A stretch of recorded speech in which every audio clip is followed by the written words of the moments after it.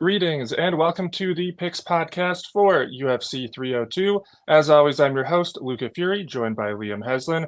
We're going to be breaking down the entire main card here in depth, giving our detailed thoughts and analysis, as well as our official predictions.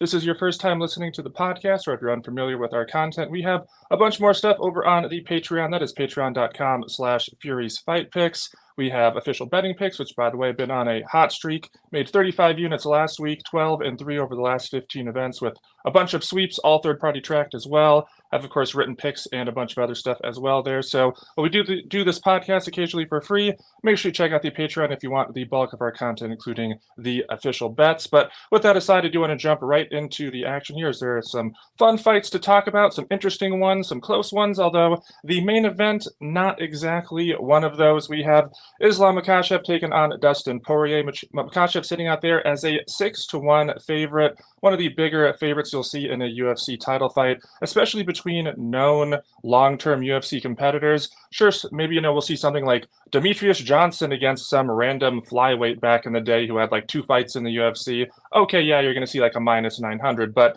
with a fighter who has the experience and the UFC tenure like Dustin Poirier, you don't usually see this steep of a line. So curious your thoughts on it, Liam. I would assume you're going to be favoring Islam Makhachev, but do you think the line is justified? Yeah, I said on my show this week, I think everybody's going to favor Islam Makhachev to win the fight, right? And unless you aren't watching MMA or like you don't understand what you're watching, then. But I do think the line is completely out of whack. We could just start there. When you start looking at Islam Makhachev's career, fantastic fighter, right? I've said for a long time, I like to think I have a pretty good gauge of talent. I'm not going to get every pick right, but I like to think I know when I see somebody who's a great fighter. And I had said a long time ago, I was like, you watch Islam Makhachev on the regional scene coming up in Russia, looks like a great fighter, right? Nobody would have any illusions about that. And so I think that we've seen him develop into a very confident fighter, a very dangerous fighter. We just saw him knock out a unprepared Alexander Volkanovski, but nonetheless, great quality win. And then you look at the win before that, right? Gets a split decision type of win, majority decision. Maybe it was unanimous, but the fans, right? The majority in the fans' decision went to Volkanovski, right? But then Islam gets the win, gets a hand raise again over a pound for pound type fighter. So you have to give him the credit and respect. Charles Oliveira, most proven submission artist in the history of the lightweight division, went out there and submitted Charles Oliveira. So we know that this is a quality fighter, a dangerous fighter. He's got all the tools and all the skills. Is this not mixed martial arts, though? Because at the end of the day, man, it's one of the stupidest sports of all time. I love it. You love it. But what are we paying to watch? 2 people get in a cage and exchange, blows to the head, neck, and chest, right? And there's some sophistication that comes with that. There's game planning. There's fight IQ. But there's also a lot of randomness that comes with that. You think of fights where somebody goes out there, they attempt one kick, they fall backwards, grabbing their knee. Oh, my God. Think of the Aspinall and Curtis Blades, right? They're rematching. Why? Because the fight was conclusive the first time? No, because one guy threw one kick and he falls over backwards. It's a fight. You're trying to use yourself as a weapon. You could hurt yourself in the pursuit of violence, right? So I think number one, whenever we see minus 700, you could just count me out. I'm off the team. You won't see me there. I think the biggest price I've laid in a fight, to my memory, and I could be wrong about this, but I believe it was minus 400 on Shavkat Rakhmonov against Neil Magny. Y'all go back and watch that one for yourself if I was right or not. But when you go back and watch, there's certain fights where you can say, hey, I really don't see this going the other way unless there's an injury, unless there's something crazy. Is Dustin Poirier not capable of beating good fighters? I mean, let's just look back at the resume. He's beaten how many UFC champions? We know that, okay? I thought, like a lot of other people, Benoit Saint Denis, I was like, man, this is a dangerous guy. He's on the come up. He's got real skills in all positions. He's going to take him down. He's going to put him in bad spots, and he's going to potentially make him quit. That's been the problem for Dustin in the past. You take him down, you put him in a bad position. He doesn't like it. But now I've lost several units fading this guy on that presupposition, right? That hypothesis. This guy quits when he's under pressure. Michael Chandler gets on his back, fish hook, eyes, everything he could do to cheat. Right? Not even just to win, to cheat to win. He's like, I'll just be a scumbag to you. Didn't matter, right? He was still able to persevere, deal with that, and then afterwards he let him know. But he dealt with it in the moment. You can get emotional, right? You could say like, hey, you know what? He's going to get me here, but I'm filing an appeal. This guy cheated. It's a cage fight. What happens on the night is what happens on the night. People are going to take it forever. So he just stayed in the moment, said, you know what? I'm going to let him know after the fact. We're not shaking hands on this one, bro. You just tried to rake my eyes out. You just put a fish hook in my mouth. But when you're talking about what he did do, he got on his back and finished him. I had Michael Chandler big. I had the fight ends by sub big. Was my read crazy? Did I have something wrong about that? No, I think I got it all right. I was like, he's going to try and push the grappling. He's going to have every position he wants. He should finish. He couldn't. He got to the spots. He couldn't finish. Benoit Saint Denis got to a lot of great spots, right? Guys were, other guys get finished. Gabriel Miranda, solid grappler, got finished. Thiago Moises, solid grappler, got held down, picked up, put down again, picked down, put down again. Faster than Islam Makhachev, by the way. You guys go back and rerun that fight. Thiago got some takedowns. He competed. They had a back and forth. Then Islam finished him in round 4. Wasn't altogether competitive, but again, how much experience does Islam have over these 5-round fights? He did it with Thiago Moises, who has no experience hardly in 5-round fights and gassed out there. We saw it against, who's his name? Charles Oliveira lasted 2 rounds, right? Volkanovski, he looked completely exhausted in rounds 4 and 5. So you can start to peel back the layers and say, who's got more experience? Dustin Poirier, by a lot. Who's got more UFC experience? Dustin Poirier, also by a large margin. Okay, who's got more wins? Who can knock people out? Again, one nice knockout for Islam Makhachev last time out. We'll give him, hey, hats off. A couple nice shots that he's landed over the course of his career. He's got 4 UFC knockdowns. Dustin Poirier has 14. We're not talking about the same kind of guy in terms of the danger factor on the feet. So typically speaking, you say, okay, dangerous guy on the feet. All right, well, he must be a complete bum on the mat. That's not true either. He's a black belt in Brazilian Jiu-Jitsu. He just submitted Michael Chandler, a quality guy on the mat. Guy who's been difficult to submit throughout his whole career. Charles Oliveira had his back in round 1. Didn't submit him, right? So you look and see, okay, maybe this guy isn't as bad as he's advertised on the mat. Benoit Saint Denis, what position did he want that he didn't have? He had every position he wanted, couldn't finish this guy, stayed within himself and found his opportunity. When you look at the Khabib fight, the defining characteristic, why he lost the fight, you knew he lost the fight when he turns to his corner and says, I can't get this guy off me. If you can't get somebody off you, you feel smothered, you feel pressured, you don't know what to do, you start running out of options, you get emotional, you get desperate, and you quit. That's it, right? And if you guys have ever competed before, if you've ever trained before, you've broken, I've broken, it sucks, you don't want to do it, nobody wants to break, but sometimes you're so exhausted and you're out of ideas and you don't know what to do, and that's it. That's why people get submitted sometimes at the highest level. It's not because I didn't want it. I stopped wanting to win. No, it's all right. I'm out of ideas. This guy knows more positions than me, knows what to do next. I'm getting frustrated. I'm getting emotional. I'm going to break. And what happened in Dustin Poirier's previous fights is he has broken.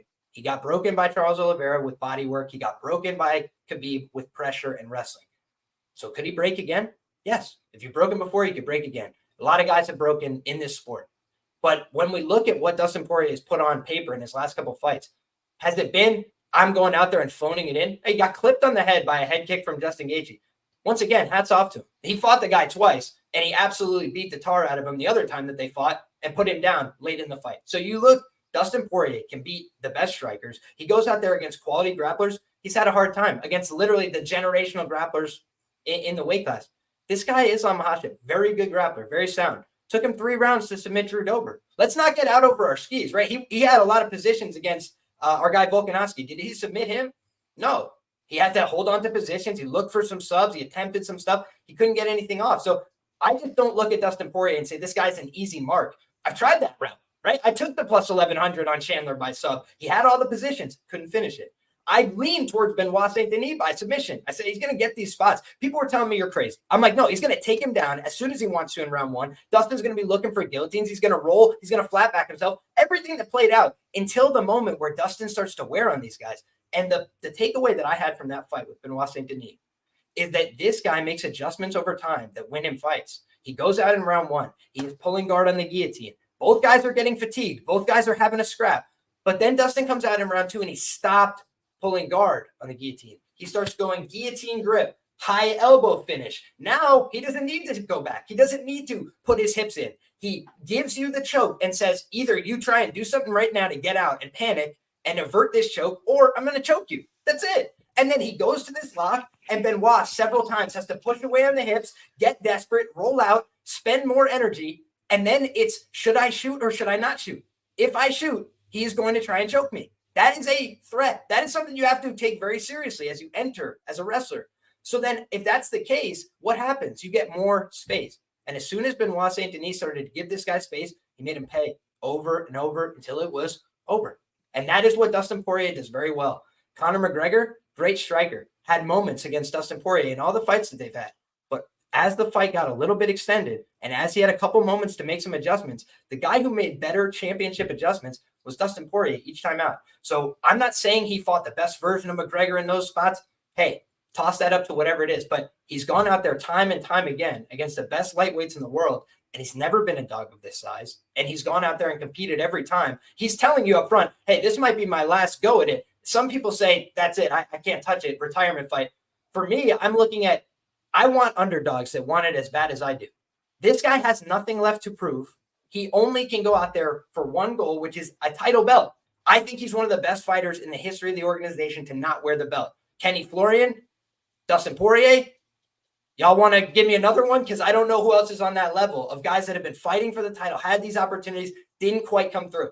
Maybe he sits with Kenny Florian at the bar at night, and they're just like, we had those opportunities. It was a great career. It just didn't come through. Maybe that's how it goes. But this guy, Dustin Poirier, all-time knockout threat, attempts more submissions per 15 minutes than Islam Makhachev, and he can win 25-minute grind-out wars. He's shown it on multiple occasions.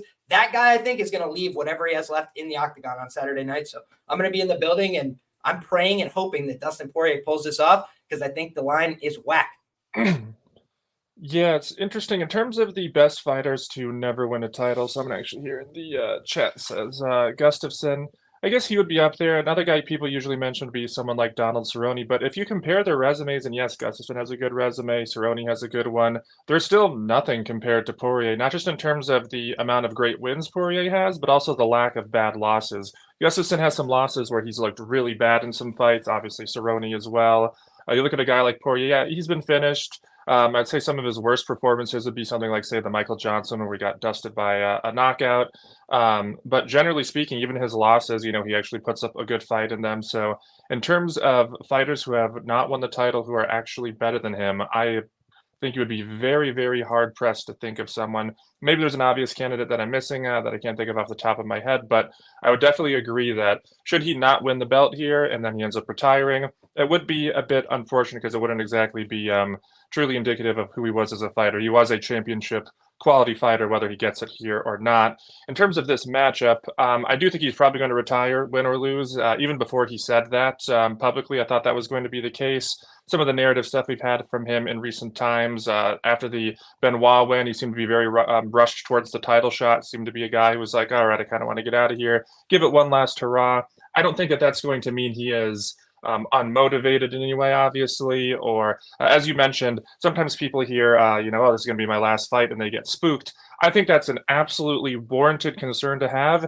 If you're talking about a guy who's like the third fight on the prelims or the second fight on a UFC fight night card in the Apex, and he's going to retire in front of 12 people and a couple of UFC staff, it's like, okay, yeah, maybe then you're not exactly getting the most motivated guy. But when a title is on the line, I mean, it doesn't matter really the circumstance, you're going to get a motivated fighter. So I think we are going to see the best Dustin Poirier. I also thought that after the loss against Justin Gaethje, where he got knocked out, maybe we're going to see a decline from him. Thought he looked as good as ever against Benoit. Now, obviously, we do have a different era after USADA. I don't know if that had anything to do with it. Maybe he's turned back the clock in some ways. Maybe he's going to be a bit enhanced here. You never know. It is always something that is on the back of my mind with some of these fighters here in 2024. So I think we're going to see a fight out of Poirier. The question is, can he actually go out there and do well enough to actually get the W? Is he going to just put up a fight and, put up a valiant effort, but then still go out there and get tapped at some point? Because against Khabib, obviously, went for the guillotine. He had some moments there. Overall, obviously, Khabib did very well against him and eventually finished him. But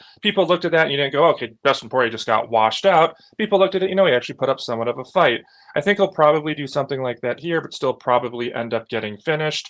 In terms of the comparisons of Khabib and Islam, it's interesting that people are just so quick to say that Islam is better than Khabib. I am just not ready to say that. He's finally faced some elite competition in his recent bouts as a title holder now. But before that, Islam's UFC career is like one of the thinner resumes you'll see from a fighter who was ranked like he was and considered a top guy. I mean, some of the best fighters he had faced before his title shot were like Bobby Green and Dan Hooker, who, of course, he was going to go and dust based on the stylistic matchups there. So I think it is a bit concerning that a guy like Dustin Poirier, we have seen through the fire time and time again. We've seen him against adversity. We basically know exactly what his breaking point is. As you mentioned, yes, he can break. We've seen it, and I do think he'll probably eventually break here in this fight.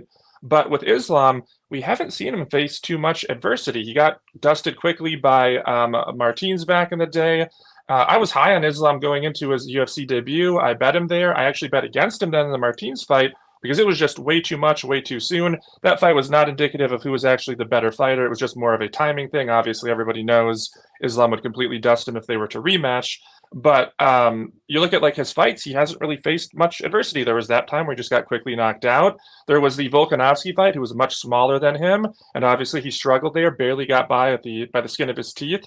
Rematch, different scenario, obviously. Yes, he got the quick knockout, but Volkanovski, short notice, was drinking for a month going into that, looked totally out of shape. I bet Volkanovski the first time, actually picked him as well, said it was going to be a 50-50 fight. It was. I did not pick Volkanovski the second time because of all the bad stuff going into it, so it's not just hindsight is 2020 revisionist history. I didn't really like Volkanovski's chances that much there, and you saw it play out. So I know a lot of people look at that rematch and be like, oh, somehow that discounts everything that happened in the first Volkanovski fight because he dusted him again. No, you still have to look at the weaknesses that Islam showed there. He slowed down the stretch. He struggled against a significantly smaller guy who's one of the few actual talented grapplers he's faced. Go back and watch the short notice Arman Sarukian fight. Sarukian took that fight on like a month notice, super short notice, and he ends up putting up a very competitive fight against Islam. A rematch would be very interesting. I would favor Islam, but I think that's one of the more interesting matchups for him. And so, again, my point is, when you look at Islam, who he's actually been forced to kind of fight a bit in his fights, it's not necessarily that he's struggled, but he's been put in fights. He has looked vulnerable. You go back and watch Khabib, this was one of the most dominant fighters you will see. I am of the thought process that he didn't beat Tebow. I think Tebow should have won that fight, but it was still extremely close. It wasn't like Tebow, went out there and stomped him or something. And aside from that, Khabib not just won his fights, but was exceedingly dominant. He weaponized pace, he weaponized cardio. You look at his fights, sometimes Khabib would actually slow down a little bit himself, but that was because he put on such an overwhelming pace that his opponents would always gas significantly more, so it wasn't really an issue. We haven't seen Islam go out there and just weaponize cardio and pace like that. Also, Khabib had one of the best chins we've ever seen in MMA. Look at some of the punches that Poirier landed on Khabib. Those 1,000% knock out Islam if they land. 1,000%. You're talking about clean, hard ones that he stepped into, that Khabib also stepped into him, that made Khabib's head go flying backwards, like jaw looked like it was about to shatter. Those knock out just about anybody. Like we've seen multiple stuff like that. The Edson Barboza wheel kick. Khabib has an absolute bulletproof chin. Look at the Michael Johnson fight. Johnson dusted Poirier. Well, dusted Dustin Poirier, I should say. And then he did not do that against Khabib. Landed the exact same shots. Did not even really phase him. He kind of maybe stung him a bit, but wasn't really hurt. Khabib had different durability and a different weaponization of pace and cardio. Not seen that from Islam. Islam, if anything, might actually be vulnerable to someone's like, say, I wouldn't favor Max Holloway over him based on the wrestling, but let's just say Max Holloway could keep that on the feet. Obviously, if Khabib fought Holloway, you'd go, okay, yeah, maybe, Khabib could, win early. Holloway could make it, an interesting fight down the stretch with his pace, but you wouldn't be confident in that. Whereas if somehow we saw rounds 4 and 5 with Holloway versus Islam, I'd be very confident that Holloway is picking him apart at that point. So there's a difference in terms of who Islam and Khabib are as a fighter. And I see so many people, like, their breakdown for this is just, oh, okay, well, Khabib beat Poirier, he stopped him, survived the gilly, and Islam's just better than Khabib, so he's just automatically going to win. That is such a terrible way of looking at any MMA fight, but especially this one. Just because they train together, just because they have some similarities, Islam and Khabib are not identical fighters. They're not even that similar, actually. If you really break down their technical striking, their technical jiu-jitsu, the way that they wrestle, they are so different in every phase of the game. So I just think that is such a short-sighted way to approach this fight. Ultimately, despite the fact that, again, I have questions about Islam's durability. Obviously, his chin has been a bit shaky. His ability to be in like a dogfight and actually persevere. Yes, he did it against Volkanovski, but Volkanovski's not a Poirier type who's going out there with the knockout threat. He's going to go out there and kind of be a decision threat. So I have some concerns about that with Islam. But despite all of those concerns, we still know Dustin Poirier has shaky takedown defense. We still know he can break when his cardio is put on the line. He has good cardio when he's striking, but when he's forced to grapple defensively, cardio doesn't hold up all that well. We also know Dustin Poirier loves to go for the guillotine. You know he's going to go for it here because when he goes for it, There is a small percentage of the time where he just goes for it for basically no reason. Maybe they're in the clinch or something, and he doesn't have to go for it, and he just chooses to. But the vast majority of the time that he goes for the guillotine is because his opponent is trying to take him down, and he's in a position where he's either for sure going to get taken down or doesn't have the best situation to defend the takedown and goes, maybe it's 50-50. If I'm going to end up in guard anyways, might as well do it with a submission threat and also hopefully deter them from shooting a lazy takedown or any takedowns in the future as well. Islam's obviously going to be shooting takedowns here over and over and over. There's going to be opportunities for Dustin to go for the gilly. I think it'll probably work against him once again. Islam obviously is going to be prepared for that.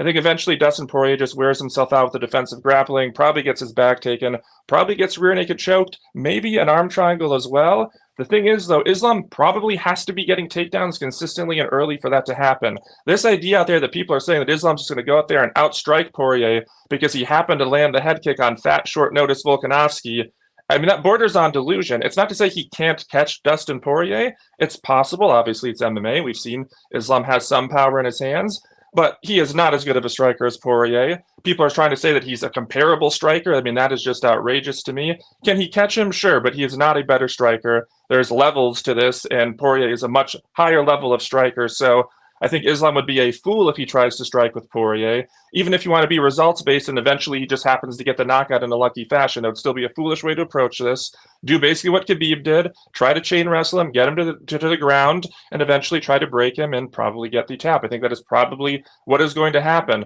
Also worth noting, Poirier's takedown defense has always been shaky. He will go out against a good wrestler and do okay in the takedown defense department, defend some, but then obviously get taken down still. But then also against poor wrestlers, he will still get taken down still as well. So I don't have faith in Dustin Poirier's takedown defense here. If he is actually facing takedown offense from Islam, which I expect, I do think Islam's probably going to eventually get the tap, maybe round 3, maybe round 4. That said, minus 600, I can't get behind that. I do think he deserves to be a decided favorite, but I mean, maybe something in like the minus 300 range, minus 400. So definitely a dog or pass situation, even though I think ultimately Islam will probably get the job done by tap out.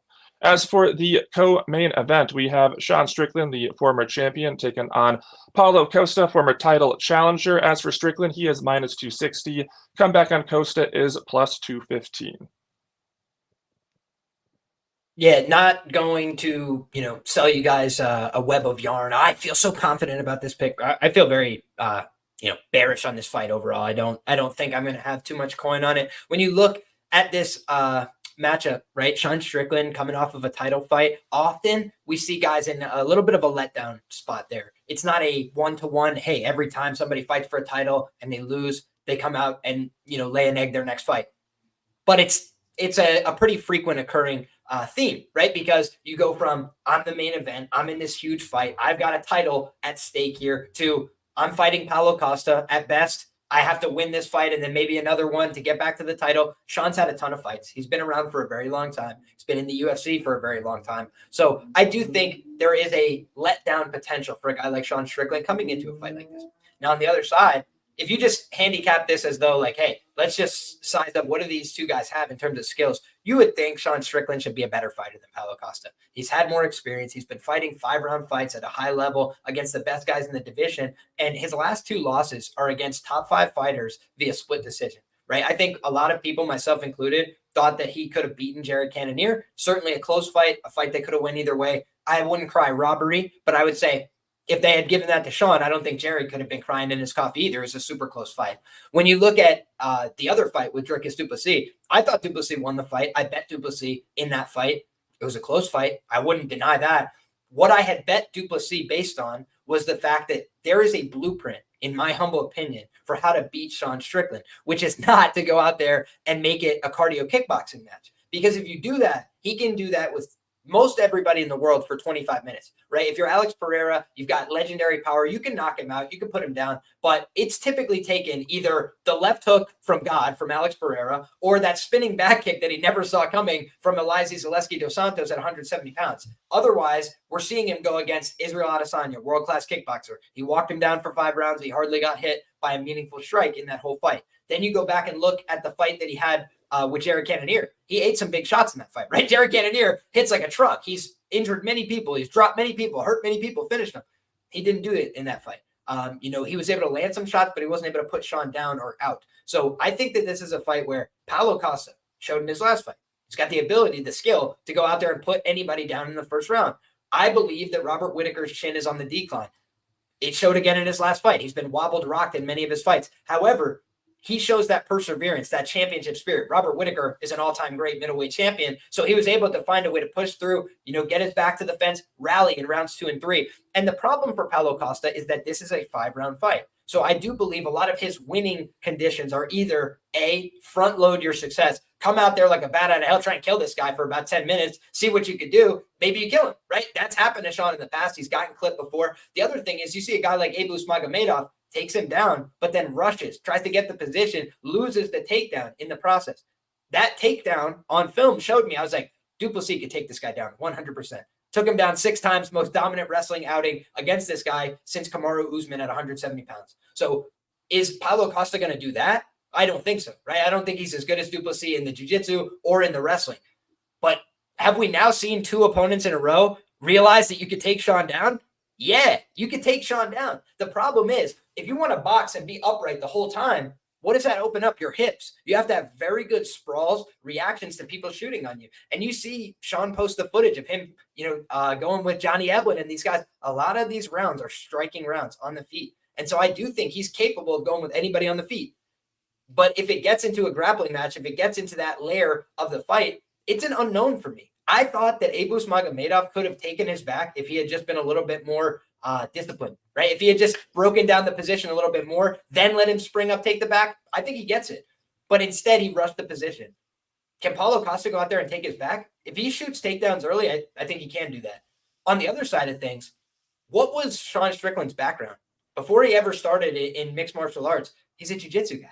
And so you see him go out there in his earliest fights, in his UFC debut, he submits Bubba McDaniel. He has multiple rear naked chokes on his resume. He could easily submit these guys, in my opinion, if he wanted to in a lot of his fights. Uriah Hall, he's like basically sitting behind him on 2 knees, just punching him in the face instead of grabbing the rear naked choke. The guy likes to do damage to people. He likes to hurt people. He wants to be violent for 25 minutes. That's what you typically see from Sean. But if you give somebody 25 minutes worth of opportunities, that could be a downside for you, right? That just allows the other person to have more opportunities to get off on you. So both of these guys land a lot of significant strikes. The difference is Paulo has no defense. His defense is, I'm tough. You can't knock me down. I'm just going to keep coming forward.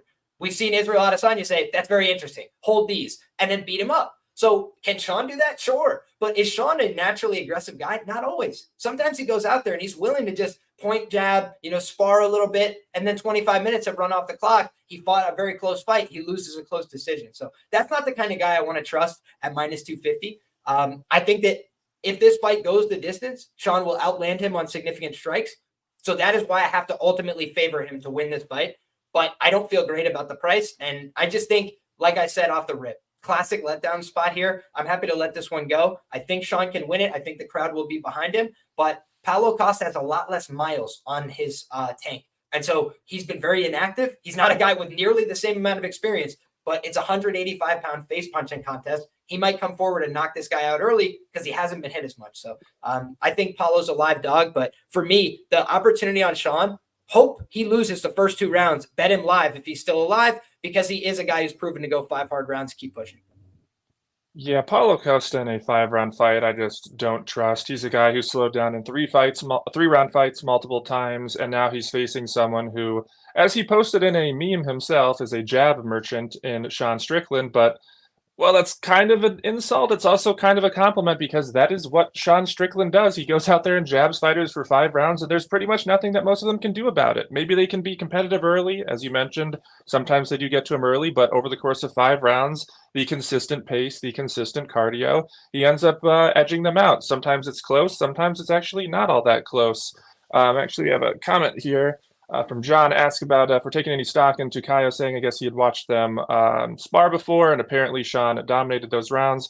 One thing to note about sparring is, for one, it's not always indicative of who's actually the better fighter for a variety of reasons. But one thing to note specifically in terms of a stylistic matchup, a guy like Paulo, he is a power striker. He is never going to go out there and basically like outpoint a guy like Sean Strickland for 25 minutes. I think that'd be pretty surprising to pretty much everybody. If he's going to win, probably because he hurts Strickland along the way, and maybe he wins a decision that way because he hurt him and rocked him. But he's not going to basically just go out there and like jab him for 25 minutes and win basically. So if you're talking about sparring, you're not trying to knock each other out in sparring. You're just trying to basically do what Sean Strickland does. So Sean Strickland, basically the rules of sparring are tailored exactly to his game, because basically his pro fights are glorified sparring sessions. So for a variety of reasons, again, I wouldn't put all that much stock into sparring footage or what a fighter said about sparring, but more specifically also when you have a stylistic matchup like this, like even if Paulo went out there and won this fight, they could go and spar tomorrow, and I would still probably favor Strickland in the sparring just because, again, the way that sparring has those dynamics. So also one thing that's worth noting too is the time that they were sparring, maybe Strickland was in a camp in the full swing of things. Paulo was just, out of shape, in between camps, just rolling in the gym, was like, oh, hey, want to spar? Just kind of, was dicking around in there. That's another thing. I mean, I've been in gyms before where you see one guy spar against another one day, complete domination. You'd think like they're just completely levels apart. Then you see them sparring the next day and it's literally the reverse. So again, there's so many different things that go into sparring. I think in some cases, maybe you could take a little bit away from it, but for most cases, I just personally ignore it. As for the matchup here with Strickland and Costa, again, 25 minutes, I don't like Costa versus just about anybody in that dynamic. He could be going out there against someone who he's absolutely dominating, he's significantly superior to, 10-8 first 2 rounds, then goes out there and gets finished sometime late in the fight. He's a guy who's been inconsistent. He has shown cardio issues. He seems to be kind of a goofball in terms of his approach to the game. Doesn't seem to be, like normally a fighter in his position is like, hey, I'm close to a title fight. What should I do? I should probably get in the cage consistently, put out consistent performances, and I could get a title shot and make a lot more money. Instead, he's like canceling every fight that he's offered or signed. This matchup, when they were announced, I guess there was like talk that it was announced but not signed or something at one point. It's just over and over this kind of nonsense with the guy. So like, does this seem like someone who you actually look at as taking the sport all that seriously? To me, that says no. The answer is no. Strickland, obviously, he's kind of a head case himself, but at least one thing you know about him, he loves fighting. He is dedicated to it. He's always in the gym. He goes out there in the cage, and you can see he actually enjoys himself even when he's getting beat up a bit. So I have more faith in Strickland to be at his best versus Paulo Costa. I don't really have faith in that. I also have more faith in Sean Strickland to actually stick to a game plan here consistently over 25 minutes. So if you're just looking at the intangibles, the outside the cage stuff, I think a lot of that favors Strickland. Also, he's been more consistent overall in his fights lately. Paulo, again, just not even just the pullouts, but also just his performances. I think Costa at this point is kind of a fade in a variety of ways. That said, do I want to fade him at almost 3-1 with a guy who, even at his best, is oftentimes in pretty competitive fights?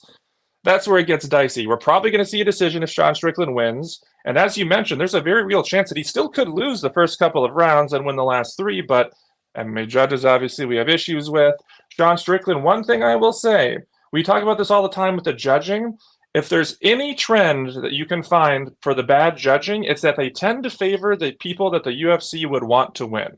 If there's a star that the UFC has in the come-up, a Paddy Pimblett, they're going to get the biased decisions. It's not going to be against them. If there's a Sean O'Malley type who's a champion, if there's any situation where basically they could give it to the guy that the UFC wants to win, they usually do. And something I talk about all the time, I'm not going to say that there's blatant corruption that goes on, because there's probably not. Like, I don't think Dana's like straight up just paying off the judges, but we know that they oftentimes do these international shows. They get to handpick the judges, and it's like, hey, do you want an all-expense-paid trip to Abu Dhabi?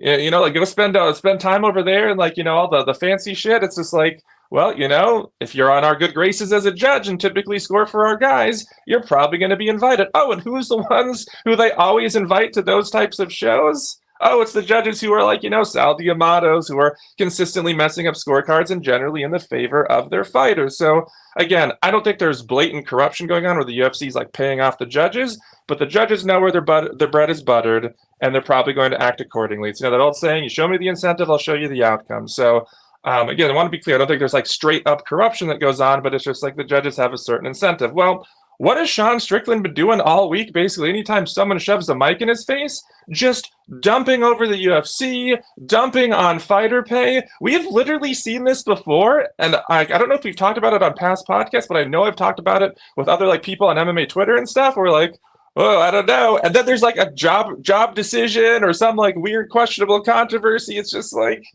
I've been watching this sport for 2 decades, man. There is a trend there. So again, I want to be clear. I'm not saying, tinfoil hat, there's blatant corruption, but these judges know where their bread is buttered. And I do wonder that if we're going to see Sean Strickland, whose most likely path to victory is a competitive decision or he might lose 2 rounds, are they going to find a way to give Paulo one of those other 3? I just like, man, that's a concern for me. So also one other thing to note here is there's been talk about potentially staff for Paulo Costa on Twitter.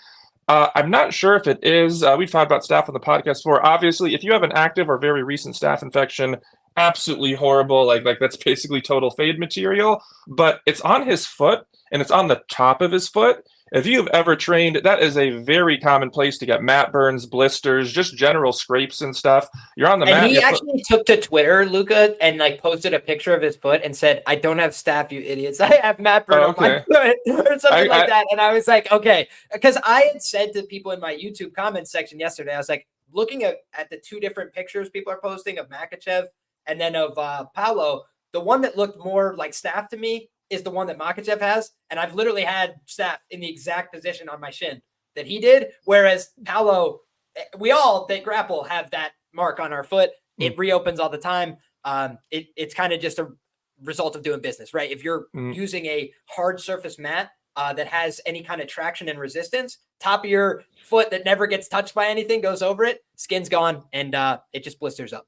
Especially too if you get to like the edges of the mat and your foot is upside down and it scrapes along, if there's like any kind of a sharp edge. I've gotten like straight up like giant like scrapes on the top of my foot from that kind of stuff. So when it's in a position like that, I'm kind of like, and then I didn't see the tweet, so I'm glad you mentioned that. When it was a case of like Benoit Saint Denis back, earlier this year, clearly had like a visible like sore on his forehead. That's not really a place you get like a burn like that. So and even then, you and I talked about on the podcast, we were like, it seems like it's probably healed, so he's probably fine. Turned out after the fact, apparently it was super recent and obviously clearly affected his fight. He had 1 round of cardio, so that goes to show you how much those staph infections, if they are recent or active, really do go to affect a fighter. So if Paulo had that, there'd just be another reason to think he's going to lose, but I don't think that it's probably what he's facing here. So I think we'll probably get a somewhat decent performance from Paulo. I just don't think it's going to be enough to actually get the job done. If he was a guy who could count on to be more of a consistent guy who puts out spirited efforts and really wants to like gun towards a title shot and be motivated,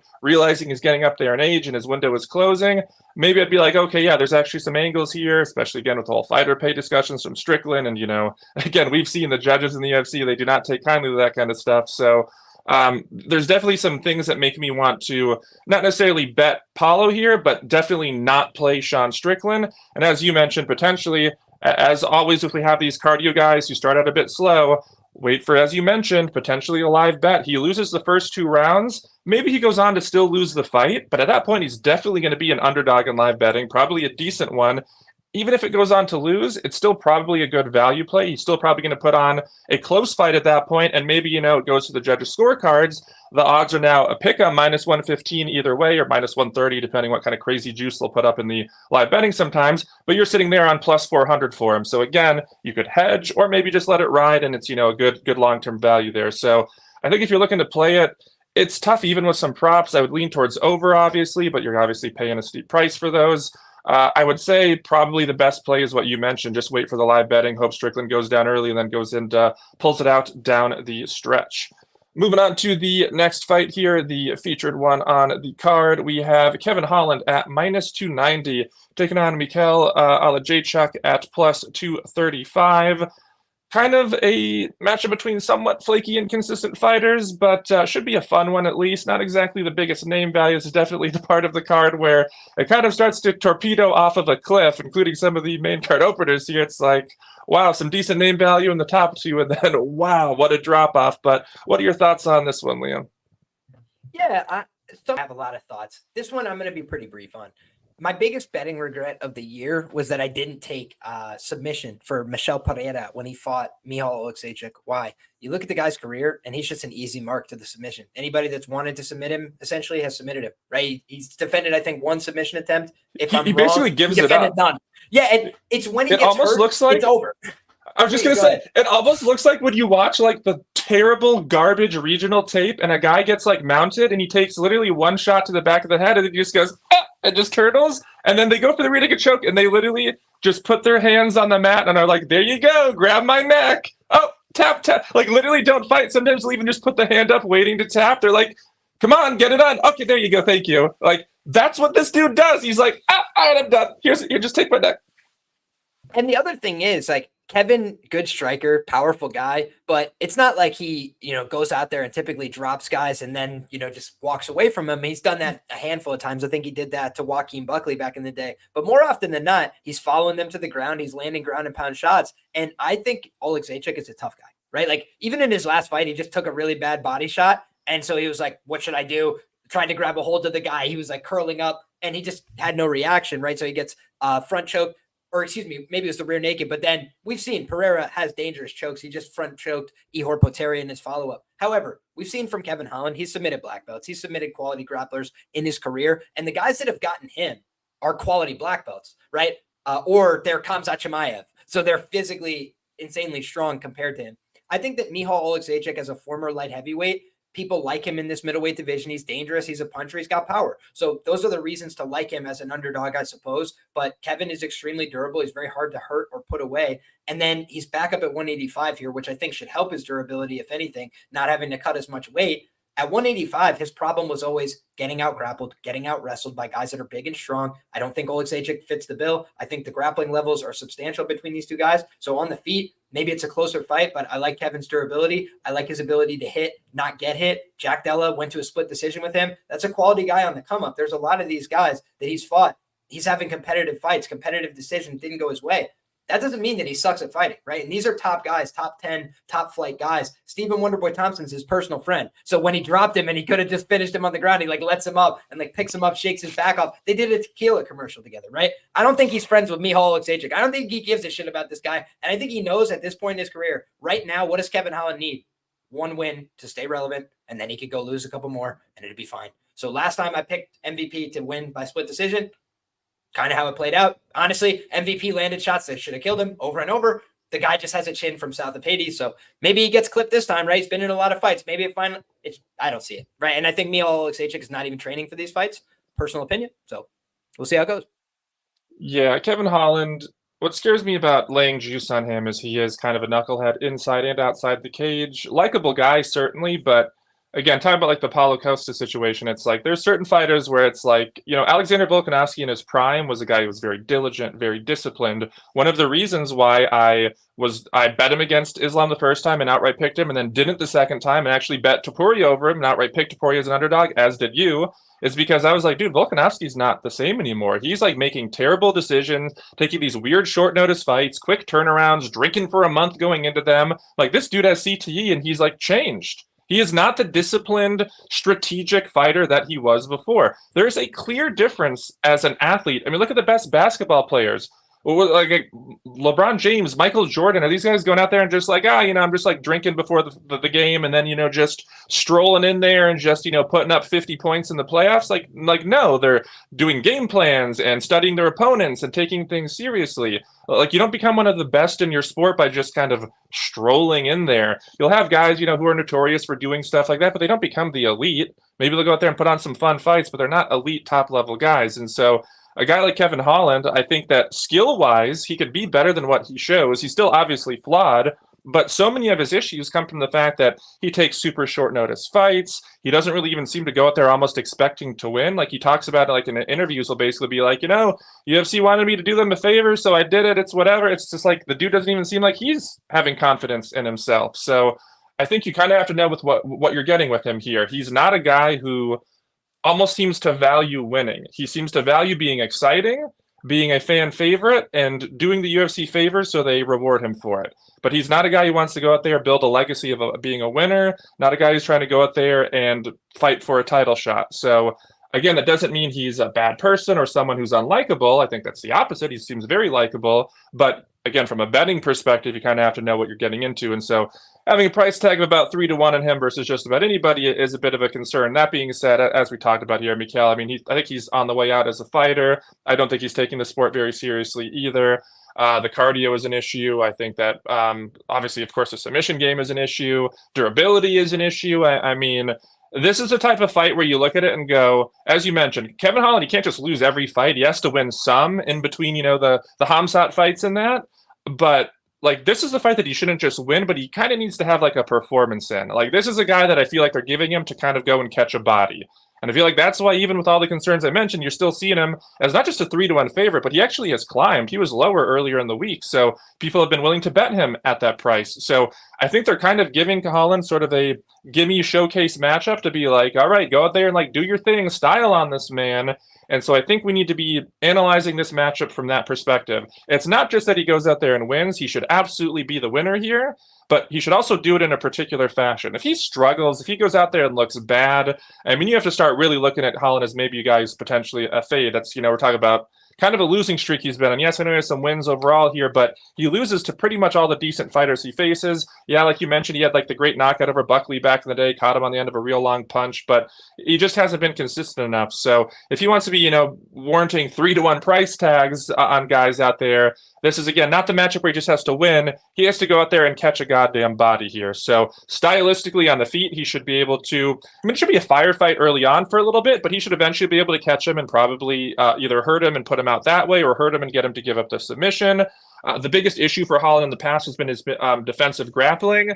Obviously, we've seen strong wrestlers take him down. We've seen submission artists submit him.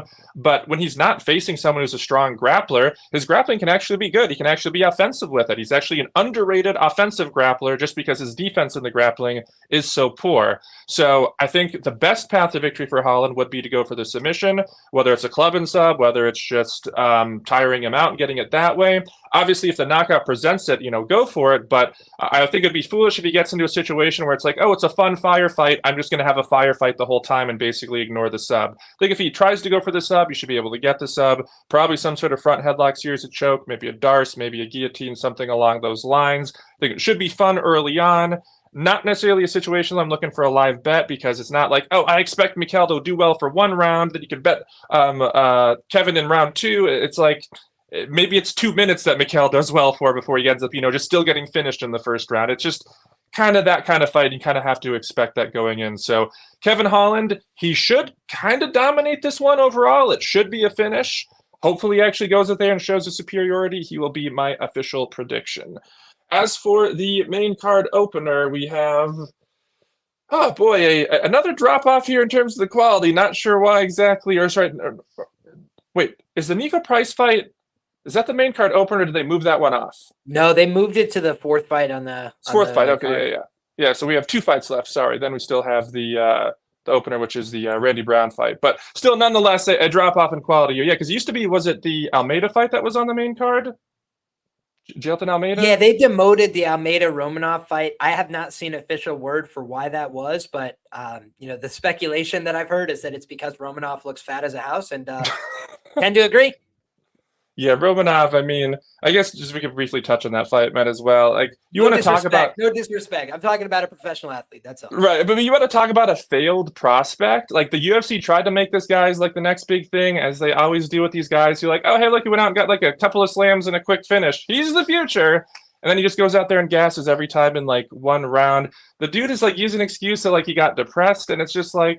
I'm sorry, man. Like, everybody goes through bad stuff in life. You go through family issues, deaths, personal tragedies. It's like, if you want to be a professional athlete, there requires an extra level of resilience, both inside and outside of the cage. It's like when you see fighters complain about, like Ian Gary complaining about, like, the trash talk with, like, other fighters. It's like, dude, you're a professional fighter. You better be able to deal with trash talk. So I'm not trying to be one of these guys who's like, oh, man, you can't be depressed. You're not allowed to be sad. But, like, if you want to be a professional athlete, you got to overcome that stuff. Sadness. Yeah, it's just like, but if you want to be a professional athlete, like, you got to get over that, man. You got to find a way to persevere. Like, this is probably the reason why the guy has no heart in his fights either. He's just a guy in general, doesn't have much resilience. So Yeah, seeing him come in a bit bloated yet again. I don't know. Maybe he's depressed again and has, eaten the chocolate ice cream. I don't know, but maybe there's a valid reason for them demoting it. I don't have much hope for him there. I think Almeida's probably going to be able to not necessarily run circles around him. I think early on maybe he struggles a bit with the size, like he struggled with the size of Blades, but I think eventually we're just going to see Almeida be able to be the only fighter with cardio there past like maybe 6 minutes. So your thoughts? Oh yeah, I mean, talk about a fight that not super bullish on. I'm looking at a fight where number one, I've only faded Romanov to a great amount of money. Like I think I bet this guy to lose against what's his name, Marcin Tybura. Big plus money there. Got very lucky that we didn't get the round 10-8 against us in round one. Otherwise, it would have been a draw. But we cashed a nice plus money ticket there. And then I bet Volkov against him. And if you remember, Luca, when he showed up to weigh-ins that day, nobody was expecting what we got. So he like walks out and he shows up on the scale. And I was like, bruh, how did I not unload on Volkov? Like the dude dressed like Jake Collier on Halloween. And this is like the kind of fight where Jake Collier was a middleweight. So you understand how he went from looking like an athlete to looking not like an athlete by going up 185, 205, 265. Makes sense, right? But then when you're looking at this guy, he looked like an athlete a few fights ago as a heavyweight, and he doesn't anymore. Right now, he's showing up at 260 some odd pounds, and that could be to his benefit, right? Like if we just strip everything else away, you end up on top one time, you're 260 pounds, you're built like a house, you're on top of a guy. It's going to be very uncomfortable. I can tell you guys, it's very rare for me to tap to chest pressure. But when there's a guy named Jimmy who's 200 plus pounds in the room that's a brown belt in Brazilian Jiu-Jitsu, he's on top of you, squishing your face, and he's got a lot of mass. You're like, man, I'm running out of options here. I can't breathe. I can't get my face nowhere. I'm not saying it's easy to end up underneath a guy like this, right? And so Romanov does have takedowns. He's got a big body. Maybe he goes out there and wins the fight using those attributes. But I do not trust his striking. I thought the Blagoy-Ivanov fight was a function of Blagoy being ready to move on to a different career. And I think that when you look at a guy like Blagoy, his asset is that he's tough, he's durable, he's hard to put away. But he got out-grappled at points by the likes of like Derek Lewis, right? Like Derek Lewis was able to get back to his feet and have some success, deal with the wrestling of Blagoy-Ivanov. So that doesn't really blow me away. I know that we haven't seen what we need to see from Jailton Almeida in terms of last time out, didn't show a great reaction to adversity. For me, that's the ultimate decider for why I can't lay this big price with him. However, should he have the athletic tools to win this fight? Yeah.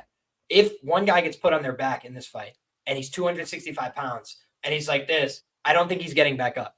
Whereas I think if Jailton gets on the bottom position in this fight, he probably has the tools to get back up to his feet a couple times because he or has at least survive. Guard game. Yeah, that too. But he also just has like an ability to move, be dynamic. We've seen him taken down a couple times in the past on Contender Series, and then granted that was a middleweight fight, but he was able to get dominant positions by countering, by sweeping, by using his ground game. He has been competing in grappling for a very, very long time. So when you look at a guy like Jailton, last time out, what did he not like? He did not like something that happened in the grappling. He did not like that he got hit. I do not think he likes getting hit. I do not think he has a good reaction to getting hit. So that's why I said minus 300. He ends up on bottom one time. My man might just cover up like this, and that's the end of the fight. I'm not. You'll never catch me laying the minus 300, and that happens. I'll feel gross. However, on the other side of things, I think that if Jailton can get on top, this other guy showed against Volkov, he didn't want to be there, right? He'd just quit. He'd give up. So I think both these guys kind of have a back against the wall a little bit. Obviously, a win for Romanov last time. Did anybody get inspired? Did anybody say, man, now he's back on track as a heavyweight prospect? No, they said, oh, I guess he won. Somebody had to win it, right? But they didn't come away impressed. Jailton Almeida last time, he had a surge of momentum. He had a lot riding into that fight. But he had beaten Danilo Marquez, who's a black belt, and dominated him completely on the mat. He had beaten Shamil Abdurakhimov by dominating him thoroughly on the mat. He had beaten a couple guys that have been around the scene. Parker Porter, not a high-level guy, but a guy who has a ground game of his own, got completely exposed on the mat by Jailton Almeida. Anton Turkali, a guy that's going, a couple rounds with most of his opponents, he was getting dominated thoroughly in that fight as well. So I start to think that you're looking at a guy like Jailton. He's a tier above, in my view, compared to Romanov. But he's not a guy that's proven he can go out there and cover a minus 300 against another guy that can wrestle. So that, for me, is the ultimate deciding factor here. It's another big heavyweight. We've seen him take on Turkali and these guys that I mentioned, Danilo Marquez. Those are 205ers. Those are guys that are meeting him at 220 catchweights. This is a real big heavyweight. So for me, I have more questions than answers coming into this one. And I think the way I would target it is ends by KO. Because I just think both these guys susceptible to quitting if they get hit. We've seen that. Yeah, one thing that concerns me too about the getting hit part is on one hand, I go, okay, well, Romanov not really a guy who's going to threaten him too much in terms of hitting him, all that. He's not a big ground and pounder, obviously not much of a striker at all. But when you have a guy who has shown, like as you when you did like the put your hands up, you kind of like grimaced too. That is something that when you look at fighters who don't like getting hit, that is what they do. Go and watch like a good striker, whether it's boxing, kickboxing, or in MMA. When they put the guard up, they're peeking through the guard. Like you can literally see them like peering over the corner. That's not what guys like Almeida does. They put their arms up and they're like literally squinting their eyes, like closing them as hard as they can, sometimes like grimacing with their mouth, and it's like that's a terrible thing to do. You're literally just being a punching bag at that point. You need to have your eye peeking over so you can actually counter or see what they're throwing to defend properly. Just going that's terrible. And you can see when guys don't like getting hit, that's how it goes. And so with Almeida, I look at that fight against Romanov. That's not the only time we've seen some signs of him maybe not like getting hit. We've seen again in other fights him do like the grimacing, put his hands up, not be trying to peek over the guard, not being trying to counter or anything like that. So Romanov on paper, I'd be like, okay, probably not really a guy who's going to threaten that much with the striking. However, seeing the way that Almeida doesn't like getting hit, and those guys have a propensity to mentally quit, even if they're not like rocked and actually knocked out to the point where they should be, they're incapacitated and can no longer keep fighting. They get to the point where they're just like, oh, that hurt. I'm just going to turtle up and cover up. Maybe we get a situation here where Almeida early on, he's more athletic, he's skilled on the ground, he's getting out from under the bottom, he's able to sweep, he's able to even scramble and take the back. But then there's a position where he gets put on his back, and he's not in a great position to get up. Maybe he's in like a secure half guard and Romanov's on top of him. Maybe it just takes like one clean ground and pound shot that's not even rocking him. And Almeida just sits there and is like, oh shit, I got hit by a big shot. And now I have a 260 plus pound guy on top of me. I feel like maybe I can't get out. And we just see straight up turtle, just like on his side, just totally just quit job. That would not surprise me here. And so when I see a guy who does not like to get hit, when I see a guy who literally grimaces when he gets hit, when I see a guy who just got stopped by strikes without being knocked out, but because he chose to turtle, man, laying 300 against another heavyweight is going to try to take him down and land some ground and pound. It's a concern. That being said, skill-wise, as I mentioned, I think he can probably actually, in a way, run circles around Romanov, especially after round one. So the key for him is surviving the first round.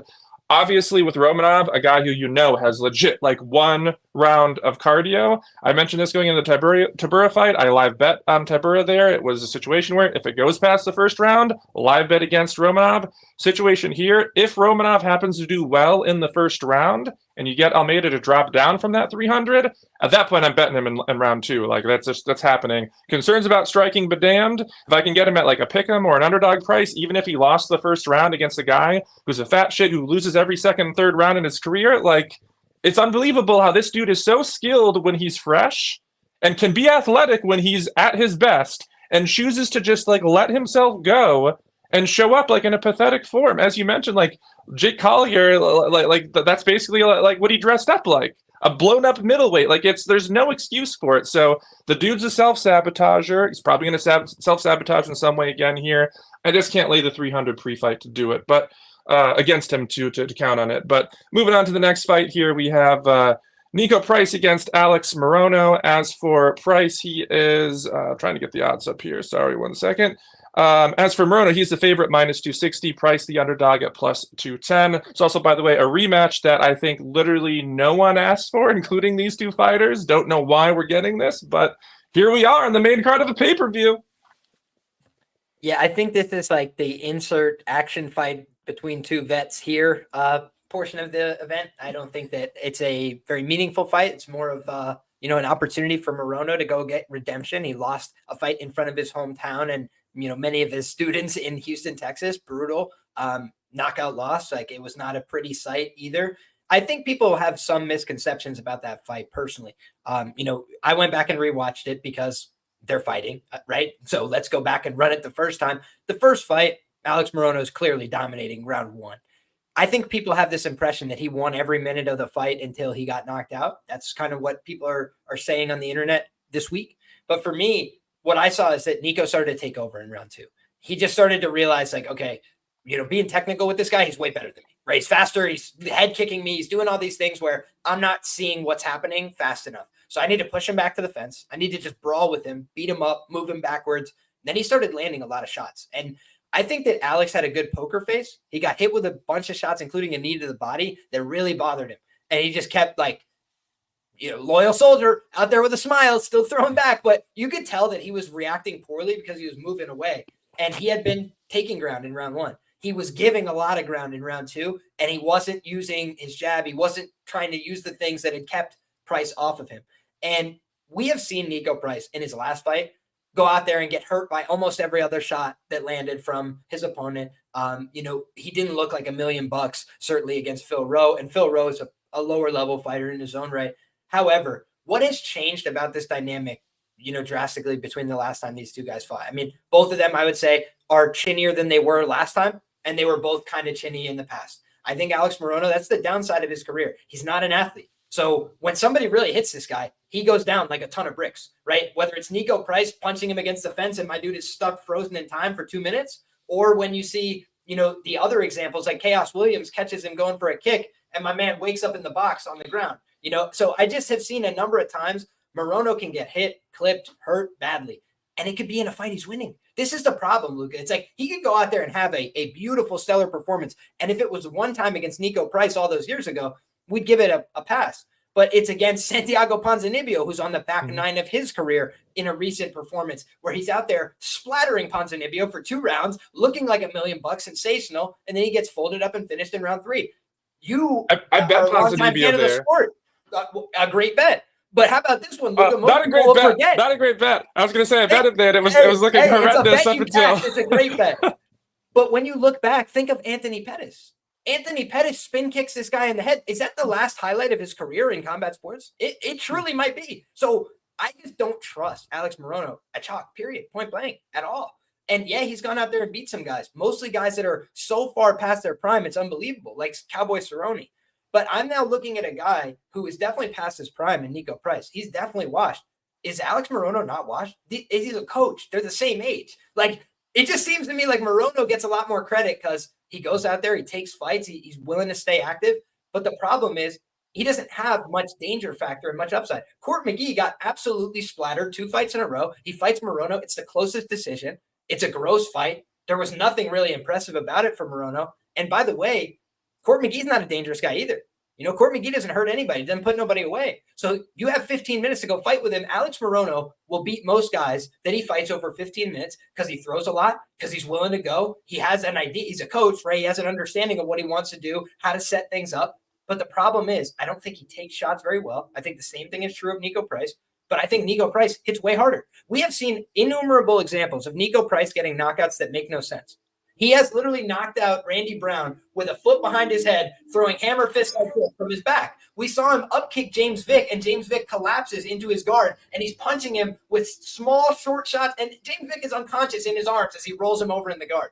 Nico Price is unbelievable with the knockouts he's had, and that Morono one is included. So his knees are messed up. I don't know that you could trust Nico Price. I'm not advocating you go bet on this fight. But if you present me 2 alternatives, one is the guy who won this fight by brutal knockout the last time they fought. And in addition, neither one of them is great. They're both very average fighters.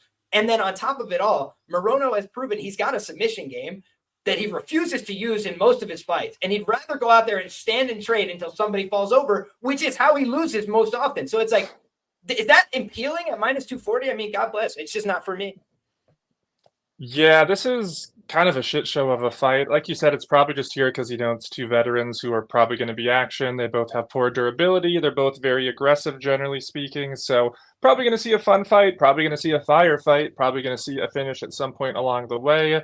In terms of the betting odds, Morono, being as steep of a favorite as he is, it's not a situation where, there's certain fighters, like we talked about kind of like with Kevin Holland, where you just kind of don't like laying steep prices on them because they're just not reliable or they have issues.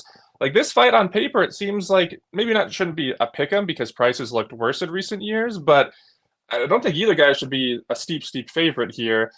Price, obviously, his chin has never been great, but even recently it's been especially poor. Robbie Lawler, yes, back like literally 20 years ago, he was known for getting crushing knockouts. The man at the later end of his UFC career, after he made his title run and was a champion, he like wasn't hurting opponents. He was just like decision, decision, decision, decision. And then he goes out there and just absolutely effortlessly dusts Nico with like the first shot he lands. So in terms of the chin here, I mean, obviously, Nico, you can't trust that. In terms of the chin of Morono as well, though, as I mentioned, I bet Ponzinibbio against him, and I knew Ponzinibbio was a guy who's kind of a bit on the way out and everything like that, but I hoped he had enough left in the tank that he could potentially go out there, land some big shots, and either win a decision or possibly even knock out Morono, who has a poor chin himself. And Ponzinibbio looked absolutely atrocious in that fight. It wasn't just that Morono looked fine. You know, he did look good, but it was more about Ponzinibbio just looking absolutely washed. And still, he found a way to eventually go out there and win in round three. Like, I thought the bet was for sure going to lose. Like, I had basically given up at that point, and then somehow he just went out there and made it happen. And as you mentioned, that's not the only time that has happened for Morono. So he does have an issue with going out there and maybe not necessarily being the worst fighter, but still not just losing, but also getting finished. So I think these are two guys who are glass cannons. As you talked about with Nico Price, he does seem to have certainly more power. He has had strange knockouts, as you mentioned. I mean, the one against Randy Brown is still one of the weirdest in MMA history for me. The upkick against Vic, not necessarily as weird, just because it's an upkick. We know those obviously can be damaging, but the shot he landed against Brown, like you basically never see that. The only times I can think of fighters getting knocked out from guard, there was that one. Obviously, Holland, who we just talked about, knocked out Jacare from his back, but you know, something to note with this trend is you'll notice the guys getting knocked out from this position tend to have pretty bad chins. Another one was there was some Russian dude, I can't remember his name, knocked out an Asian dude who actually, the Asian dude had full mount on him. So he knocked him out from while being mounted on the bottom. That was insane. And then back, it was like 2008, it was like UFC 91. Man, I haven't seen this fight in like since it happened, basically. It was Andrei Arlovsky against Marcio Cruz, Peitapano. Cruz, pure Brazilian Jiu-Jitsu guy, absolutely hates getting hit. Kind of like Almeida, heavyweight fight. I think Arlovsky, like, kicked him in the face or something while they were down. Didn't hurt him, so the ref, like, stops it. And then as soon as they go back to restart, Arlovsky, from laying back, like, in a heel hook position, like, lunges forward with a right hand and basically knocks him out with that, finishes right after that. One of the weirdest things, at that point, that was the first time I'd ever seen someone knock someone out from their back. I may be slightly misremembering the sequence. It's like 16 years ago now. But point being, that's how far back you have to go to name four sequences like that. So Nico Price, he does have some weird knockouts, but I think it's more about the guys he's facing just having atrocious chins. We know James Vick, atrocious chin. We know Randy Brown, who we'll talk to next, bad chin. So certainly he has some power, but I don't think it's that like Randy Brown is, you know, the Francis Ngannou of this division or something like that. But certainly I think he's the more dangerous finisher here. I think he is the more likely knockout threat, even though or I should say the more likely knockout threat. I should say in terms of their percentages to win, I think it's a higher percentage of him winning by knockout versus Morono. Now, in terms of overall percentages, because Morono is obviously favored to win the fight, I think he certainly has a better chance here. Then you could say, okay, maybe as the overall, the net higher percentage of the knockout. But I think there's a greater chance of Morono winning a decision versus Nico Price winning a decision. Like, I don't really see how Price wins the decision here. I think it's kind of knockout or bust for him is what I'm going at. Whereas in the case of Morono, certainly a knockout is on the table. I think that's probably his most likely path, but a decision is also absolutely on the table as well. So he has more paths. He's been a bit more consistent as a fighter, even though he's in a way been very inconsistent. Even in his losses, he's actually shown life. Whereas again, Nico has these performances where he just like gets dusted and just looks atrocious. So I understand Morono being the favorite. I do favor him in the matchup. He will be my official prediction as Pascal comments here. James Vick gets KO'd by breathing fresh air. Yes, that is pretty much true. But yeah, Morono will be my official prediction. Certainly have no interest in betting him here at minus 260-ish, but I think he'll probably get the job done by knockout. As for the main card opener, we have the aforementioned Randy Brown. He is currently sitting at minus 180, taking on Elizeu Zaleski dos Santos at plus 150. Weird fight. You know, when I wrote this one up for my article, I did write this fight up already. I said to myself, you know, I could see a path for both guys here pretty clearly, right? The path I see for a guy, you know, like Randy Brown, he started off hot in his last fight. He looked great, right? He's got power. He's fast. He can land some good shots. He's got a club and sub ability. We don't see it very often, but we saw it against, I think it was the Brazilian Cowboy. He was able to get that one-arm rear naked choke. Beautiful finish. And you see limb length can really accentuate your ability to submit somebody, right? Like most guys can't go reach around somebody's shoulder and just pull their fingers to get that finish. And he was able to do it. It looked like he was about to readjust his grip, and Brazilian Cowboy tapped anyway because it was so tight.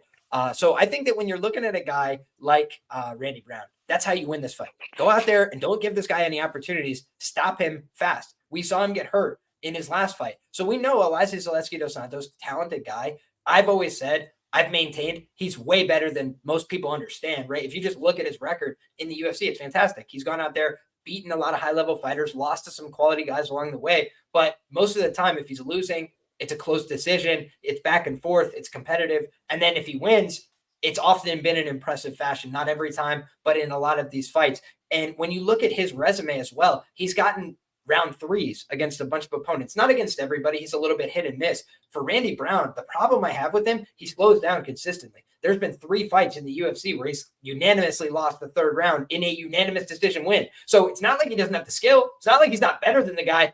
It's that he slows down. It's that he can take attritional damage over the course of the fight. And those are the fights where he survives to go 3 rounds, right? Because we've seen, like you mentioned, Lucas, sometimes the chin doesn't hold up for Randy, whether that's against Nico Price, whether that's against Jack Della, where it shows a sub, but he did get clubbed, obviously, first before that took place. You've seen a number of times when Randy gets hurt in the early going. We know Elizeu Zaleski dos Santos, on his hit list is Sean Strickland, who he spin kicked into another dimension in the first round. This guy is dangerous. In addition, Renat Fakhretdinov, you can like him, you can hate him, you don't have to, respect his game. He's 21-1-1 as a professional MMA fighter. That's a goddamn quality resume. How about this? Brian Battle, who's on a hot streak right now, had no answers for him for 3 full rounds. This guy, Elizeu Zaleski dos Santos, stuffed more than half the takedowns. And then when the going got tough, he kicked this guy so hard in the body, the dude was done. And for whatever reason, the referee didn't stop it, and Zaleski ran out of energy, beating him up from on top. But we saw another example of this guy against a quality fighter, a guy who's been proven much more durable. He was able to compete, and he nearly finished him in round 3. So for me, that's enough to say I'm not laying the chalk with Randy Brown. I think he's got a chance to come out here and look sensational. Muslim Salikov, pushing 40 years of age, common opponent between these two. You saw Elizeu and Muslim have a very close competitive standoff, right? It was a split decision type fight, and that was a younger Elizeu against a 36-year-old Muslim. 40-year-old Muslim was out there like, ding, ding, just getting hit with every shot. His reaction time was poor. And so when I'm looking at this matchup, I say to myself, I think Elizeu is live, especially the later the fight goes. But the speed differential is going to be huge early. The size differential is going to be huge early. And we've seen even guys like Luigi Vendramini, who's not very quality, was able to take his back and get him in some bad situations early. He can come out a little loosey-goosey and make some mistakes. But the longer you let him set up, Capoeira is a dangerous guy. He's a clever guy. He's got submission wins, but most of the time he's taking people out with the hands. He's edging out a close decision. I think the longer this fight goes, the more it favors Zaleski. But round 1, Randy Brown's live for the finish. That's the way I see it. Yeah, in the case of Zaleski, I think in his prime he would not just beat Brown, but I think he'd kind of actually mop the He floor would with him. embarrass him. Yeah, I think that'd be first round knockout, almost every time. Like Brown would obviously go out there and wouldn't be a 30-second knockout. They'd have some exchanges, but I don't see how that fight would go well for Randy Brown at all. At this point, it's basically how far has Dos Santos fallen off. It's one of those situations. Regardless of how far he's fallen off, as we just talked about with Randy Brown's chin. Man, how can you be trustworthy? How can this guy be trustworthy as any kind of decent favorite? Now, minus 180, it's not super steep. It is on the lower end, but still for me, it's a little bit too steep for my liking. Now, obviously, Dos Santos, he's not the biggest hitter out there. He has obviously a lot of decisions, but he can crack. He can hurt fighters. He can knock them out. We have seen that before, of course. And even at this point in time, I still think he is capable of hurting Brown. Now, obviously, his power seems to have faded a bit. It's not what it once was. More so than anything, it's his speed. You go back and watch him in his prime, Dos Santos was fast and goddamn explosive. Not the case anymore. That is the biggest thing that's fallen off in his game. It's not that he's completely sluggish, like he's punching underwater, but boy, is it a difference. And so if he had that same speed, that same explosive ability, I would say it's pretty surely going to be a knockout for him, like I said, but considering how he's fallen off, this definitely seems like there's a much better chance here now for Brown to potentially just go out there and basically use his length, jab him, decision him, all that kind of stuff. If the fight does hit the ground, as you mentioned, the long limbs certainly do help in terms of certain submissions, but defensively it can also actually be an issue. I'm 6'8", so obviously I know all about long limbs, and yeah, they can be great for certain triangles, certain front chokes, especially from certain positions. Even in taking the back, I can do like body triangle and wrap their arms up super easily. But where it comes into an actual issue is sometimes if I'm on the bottom, if they have like a really sturdy half guard, because my legs are so long, it's actually really hard to get them in the proper position to get out of that secure half guard, or obviously mountain stuff can be even worse than that. So the limbs can definitely be an advantage offensively and defensively to an extent, but if you're facing someone who actually knows how to use them against you, boy, can they use them against you. And we've seen that happen with Brown a bit in the past. So in the case of Brown's overall game, I feel like it's a bit disjointed. He can do a bit of everything, but he's not great at anything. He's defensively vulnerable in every area as well. Cardio, as you mentioned, not great. And if you're going to be someone who you're not a particularly potent finisher and you're going to actually go out there and win the decision a lot, and I actually think his most likely path here probably decision. That's what my official pick will be, Brown by decision. You should probably have good cardio. You probably shouldn't be going out there and either consistently dropping 3 rounds or struggling in them or showing a fall off, and we've seen that from him. So cardio issues, durability issues, not a super skilled fighter all around. He's good but not great at anything. Defensive issues all around. I mean, he's just not a reliable guy. Yes, Dos Santos, I understand he is on the way out, but you have to understand, when you have guys where you go, hey, in their prime, they'd mop the floor with this guy, it's kind of concerning to be laying then decent chalk against that guy when maybe he actually goes out there, has a spirited performance, or maybe he doesn't have a spirited performance. Maybe he looks more shot than we've ever seen him, but though still the same style dynamic still happens to show through when he catches him and knocks him out. That is still an absolute possibility here. So again, it's a situation like some of these other bouts here. I favor the favorite.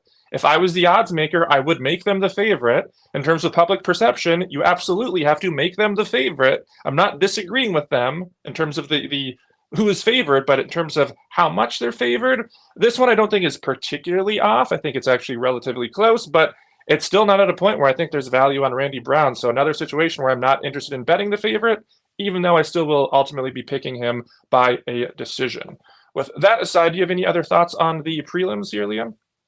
I just wanted to mention, because Aaron Chisis, I'm sorry if I'm mispronouncing that. I'm just trying to. Oh, yes, I was going to post that earlier. But he asked, will you cover the Cesar Almeida fight? I'm happy to just give you my quick synopsis on that fight, which is I think it's a great fight. I think 2 fun and exciting guys in the middleweight division. But I'll cut to the chase and just say I think Cesar Almeida is going to win the fight. I think the line move was in the correct direction here. Roman Kopylov, solid fighter. But when you start to peel back the layers of his recent win streak in the UFC, none of the wins are quality. Most of the guys he's beating have negative records in the UFC. They're hangers on. They're guys that have been cut from the promotion. And then he stepped up against Fluffy Hernandez and he got exposed for having a lack of cardio and having a lack of ability to mix up his game plan. He has some nice striking on the feet, but we've seen Fluffy in the past. His vulnerability has been getting hurt by powerful strikers. He had every opportunity to win that fight, I feel, in the early going. He landed the same shots that other guys like Kevin Holland have put Fluffy down with, and he wasn't able to get him out of there. Fluffy was able to get the win. I think Fluffy's a quality contender, but then you look back at the Carl Roberson fight, you look back at the Duraev fight, those are 2 losses that have aged like milk. And so when you look at those facts, in addition to the fact that Cesar Almeida, his quality of competition in mixed martial arts has not been very good, but his quality of competition in martial arts has been higher than Kopylov. He fought Pereira 3 times. He lived to tell the tale. He's never been knocked out by this man. For me, that tells you a lot of what you need to know about the durability. Meanwhile, on the other side, we've seen multiple finish losses for Kopylov. We've seen him get hurt and busted up on the feet. I think that the writing's on the wall here. Cesar Almeida is my pick, and I think he's going to win this fight inside the distance. Well, the dog barking, so I don't know if that means we might get an underdog winning here. We might have got Cesar Almeida at plus money if you had gotten in with us earlier in the week. So yeah, maybe that's a side of things to come here. Yeah, Kopylov I've always just thought has been kind of overrated even before he got exposed recently. It's one of those things where, like we talked about, like for example with Romanov, where the UFC was hyping him up to being this great thing, and it's like, but why he went and like got a couple slams and like a first round finish. Didn't see how he faced adversity. Didn't see his cardio. Didn't see his heart. Didn't see how he performs down the stretch in terms of sticking to a game plan consistently for multiple rounds. Like people look at fighters and they go, "Hey, look, looked good for all these first round finishes. He must be great down the stretch too." And usually that's not the case. Usually these fighters have tremendous holes in their game. So when I'm looking at a fighter who is a prospect, a guy on the rise, who I'm trying to analyze, does this guy have real future potential?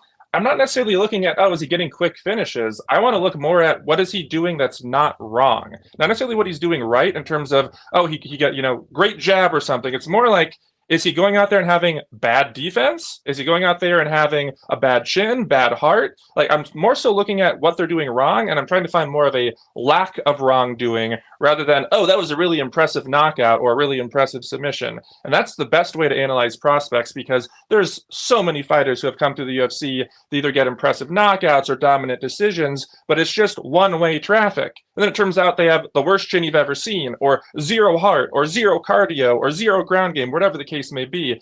And obviously Kopylov wasn't like he was just in one-way traffic fights and just dominating everybody, but when you have a guy like that who had shown flaws in addition to the positive things, noticeable flaws that were likely to cost him, and he was not improving them, probably going to see him lose potentially here again. So I agree with you on that note. Any other prelims you want to talk about here? I think that's the major ones for me. I would just note that we did see one weight miss. So if you guys weren't familiar, Andre Lima did miss weight here. I thought that was a little bit interesting. He's taking on a short notice opponent in the first fight of the night, and his opponent made weight. He did not make weight. But I actually think that it's to his advantage, unless he had a serious injury or something like that. Mitch Raposo is a little bit undersized typically in this flyweight division, and he's coming in here against a guy who is 130 pounds instead of 125 and is already naturally bigger than him. So just wanted to leave that note out there for people that hadn't watched the weigh-ins. But yeah, that's basically all I got for the prelims. We got a couple bets up already, and you know me, I like to wait till late in the week. I like to see if any money lines peak in terms of the underdog prices for what I'm looking for. And then similarly, I wait for the props to open on all the domestics so people have a chance to get in at good numbers. And that's what I try and do. So yeah, we're going to see if anything else opens up on the board tonight. I'm going to go back and watch the ceremonial weigh-ins, which were going on while we were discussing here. But I think that overall, it's an exciting card. I'm going to be in the building in the Prudential Center, my neck of the woods. So I'm really excited to see how it all plays out. And whether it's a win or a loss, the last fight of the Diamond would be something special to witness. So I think he's going to get it done. I think he's going to shock the world. Yeah, no, like you mentioned, we already have bets up now. I have multiple handicappers over on the Patreon. Liam also have Balboa as well. Have a bunch of bets up actually between them, not just for this UFC, but also other MMA this weekend. Made 35 units last week, or last UFC card. Also have 12 and 3 over the last 15 events. Trying to remember all the streaks. All third-party tracked, of course. You can check all the records out for yourself there. Up big on the year, up big long-term, several years combined of the third-party tracking. Also have a bunch of other content over on the site as well, besides just the official bets. Liam does a cheat sheet article with tape study notes, write-ups, stats, trends, all that good stuff. Also, Saturday, June 1st is my birthday, so I don't know if I'll be doing the post-fight podcast that night. I might be going out, or I might be staying in. Might do my plans Sunday. I'm not sure yet. But if I don't do a post-show on Saturday, I will still be doing one on Sunday. So just a programming note for you guys. But if you'd like to get me a birthday gift, give me the gift of giving you guys winning bets. So come on over, join the Patreon. Hopefully you guys have a big winning weekend like we've been having lately. Like I said, have been on a nice hot streak. I know I've been in this game, been doing handicapping for 15 years now, third-party track for the majority of that. So obviously, proven winner and everything like that. I know still how people are they so much pay attention to the streaks. Doesn't matter if I've been around for 15 years. Doesn't matter if you, Liam, you've been around for multiple years. You could be winning for 6 months. You have a couple losing events in a row. People are quick to jump off. So we had a great streak. You were absolutely crushing from it. Was like, I think it was like October to February. I think you had only we're averaging one losing event per month. Absolutely on fire. Then we did slow down a little bit. I think it was like in March and April. And of course, people cool off. Well, now we've been quite hot again, on absolute fire, actually, as a matter of fact, as I mentioned. So if you're one of those people who just pays attention to the short-term streaks and the long-term streaks aren't what gets you, well, we've been on quite a nice short-term streak as well. So great time to sign up with actually a huge month of June. We have the Conor McGregor fight later in the month to end it as well. So I believe it's all 4 weeks of the month month we have UFCs, also have the other non-UFC events as well, including this weekend. Bets up now. Check it all out over at patreon.com/FuriesFightPicks. Thanks to everybody who joined us for the live stream. Over 400 of you in right now watching. So thank you again. Obviously, remember, we do take your questions and comments. So please always contribute going forward. We love to hear from you guys. Before we get out of here, anything you'd like to add, Liam? Absolutely, Luca. I just wanted to say, because I actually have my numbers off the top of my head, I wanted to give you guys just a perspective. I've been doing this 5 years, same third-party tracked account. You guys can go check out my bets. Every one I've placed since 2020, and I've been profitable the last 4 years, 8% ROI in 2021, 12% ROI in 2022, 4% ROI last year, and so far this year, knock on wood, plus 20 units at a 20% ROI, no plans on slowing down. So it's right back to work for me. Over 150 units profit betting on mixed martial arts fights, over 100 units profit betting on the UFC in particular, over an 8% ROI doing this for the last 5 years. So we can't win every event. We can't win every bet, but our goals are simple. Make more good bets over time, make fewer bad bets over time, and always have the reasons why. You can look at every bet I place and I'll tell you why I'm betting it, where my thought process is, the logic behind it. If you think, man, this is a mumbo jumbo of crap, don't tail that one. If you think, hey, everything that he's saying lines up with my thoughts on the fight,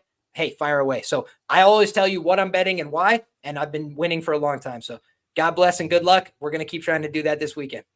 Yep, and that's one of the reasons too we like to do all the different breakdowns and everything for you guys, because most people when they tail us, they just blindly tail everything, but some people do like to pick and choose, maybe incorporate their own analysis. So we like to always give detailed thought process for the bets, give the podcast breakdown. Also, as I mentioned, Liam does write-ups himself as well. So even if you're not interested in tailing literally every single bet, there's still a variety of value offered over on the Patreon. And also going to be adding more staff in the future, and the prices will not be going up. So trying to keep increasing the value for you guys, especially with obviously inflation, everything. The economy is going absolutely nuts. Everything, I go to the grocery store once a week, and every time I'm like, wow, it literally goes up every single time I go. So trying to give you guys a great value, not only not increasing the price, but also giving you money back, because you're going to win money on the bet. So the service literally pays for itself. So hopefully we have yet another winning card here. Hopefully you guys join us over on the Patreon again. As you can see at the banner there, patreon.com/FuriesFightPicks. Always open to hearing from you guys on social media as well. I am at Luca Fury. Liam is at Liam Picks Fights. But until next time, or I guess until Sunday, where I'll be back to break down the card after it happens,